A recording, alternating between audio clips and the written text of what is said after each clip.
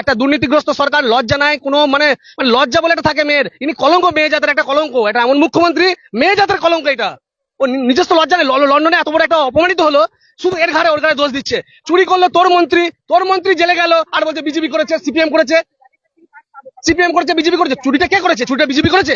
চুরিটা সিপিএম করেছে? চুরিটা তো তোর মন্ত্রী করেছে। তোর মন্ত্রী চুরি করেছে, জেলে গেছে। পার্থ কার মন্ত্রী ছিল? পার্থ তৃণমূলের সেকেন্ড হাইকমান্ড। শুধু বিজেপির উপর দোষ, এর উপর দোষ, সিপিএম করেছে। মানে আমার বাবা চোর ছিল মানে আমিও চোর হবো? আমার বাবা চোর, আমিও চোর হবো? তার মানে এটা বলতে চাইছেন? মানে সিপিএম চুরি করছে, তৃণমূল চুরি করবে, তৃণমূলের পর্যায়ে আসবে অভিষেক চুরি করবে।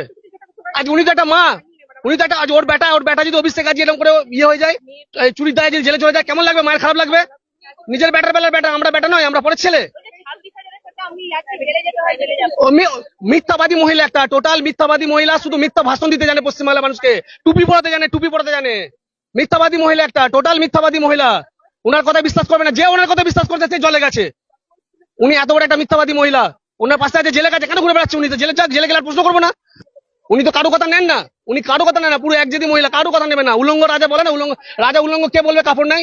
ওনাকে কেউ ভয় বলতে পারে না। যেমন কংগ্রেসে ছিল Sonia Gandhi, one and only madam, ওকে ভয়ে কেউ কিছু বলতে পারতো না।